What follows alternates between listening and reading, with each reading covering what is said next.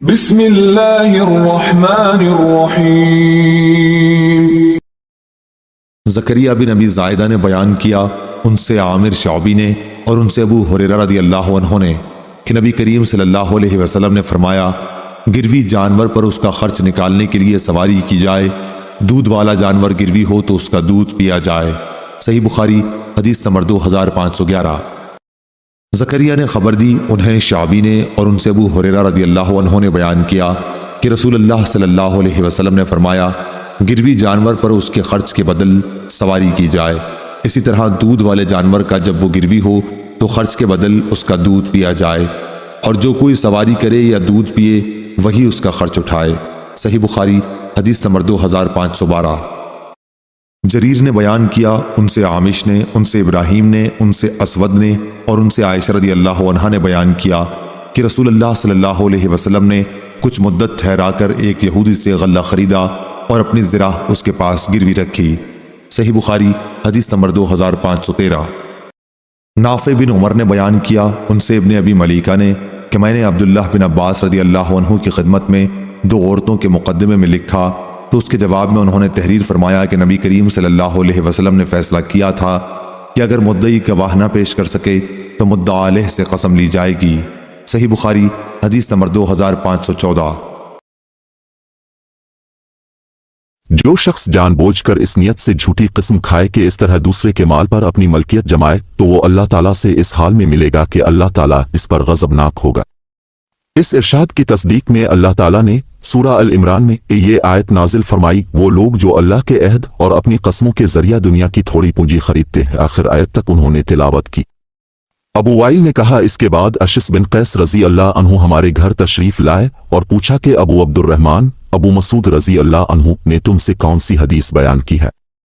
انہوں نے کہا کہ ہم نے حدیث بالا ان کے سامنے پیش کر دی۔ اس پر انہوں نے کہا کہ انہوں نے سچ بیان کیا ہے، میرا ایک یہودی بے شخص سے کنویں کے معاملے میں جھگڑا ہوا تھا، ہم اپنا جھگڑا لے کر رسول اللہ صلی اللہ علیہ وسلم کی خدمت میں حاضر ہوئے۔ اب صلی اللہ علیہ وسلم نے فرمایا کہ تم اپنے گواہ لاؤ ورنہ دوسرے فریق سے قسم لی جائے گی۔ میں نے عرض کیا، پھر یہ تو قسم کھا لے گا اور جھوٹ بولنے پر اسے کچھ پرواہ نہ ہوگی۔ رسول کریم صلی اللہ علیہ وسلم نے فرمایا کہ جو شخص جان بوجھ کر کسی کا مال ہڑپ کرنے کے لیے جھوٹی قسم کھائے تو اللہ تعالیٰ سے وہ اس حال میں ملے گا کہ وہ اس پر نہایت غضبناک ہوگا۔ اللہ تعالیٰ نے اس کی تصدیق میں یہ آیت نازل کی۔ اس کے بعد انہوں نے وہی آیت پڑھی، جو لوگ اللہ کے عہد اور اپنی قسموں کے ذریعہ تھوڑی پونجی خریدتے ہیں۔ سعید بن مرجانہ نے بیان کیا اور ان سے ابو ہریرہ رضی اللہ عنہ نے بیان کیا کہ نبی کریم صلی اللہ علیہ وسلم نے فرمایا، جس شخص نے بھی کسی مسلمان غلام کو آزاد کیا تو اللہ تعالیٰ اس غلام کے جسم کے ہر عضو کی آزادی کے بدلے اس شخص کے جسم کے بھی ایک ایک عضو کو دوزخ سے آزاد کرے گا۔ سعید بن مرجانہ نے بیان کیا کہ پھر میں علی بن حسین زین العابدین رحمہ اللہ کے یہاں گیا اور ان سے حدیث بیان کی۔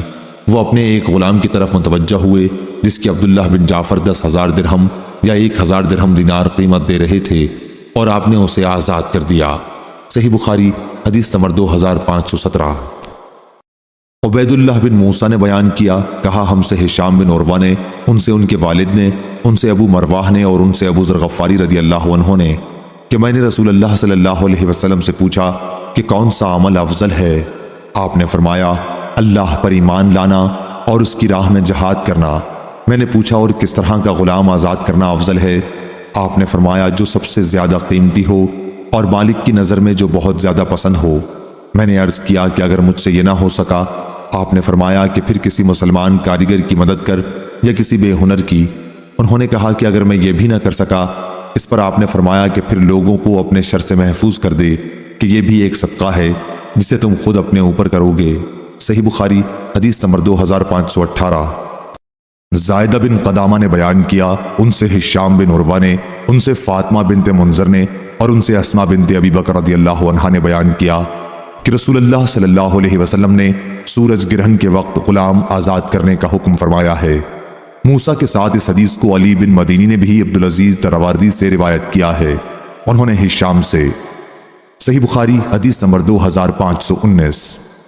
محمد بن ابی بکر نے بیان کیا، انہوں نے کہا ہم سے عصام نے بیان کیا، انہوں نے کہا ہم سے ہشام نے بیان کیا ان سے فاطمہ بنت منذر نے بیان کیا اور ان سے اسما بنت ابی بکر رضی اللہ عنہا نے بیان کیا کہ ہمیں سورج گرہن کے وقت غلام آزاد کرنے کا حکم دیا جاتا تھا۔ صحیح بخاری حدیث نمبر 2520۔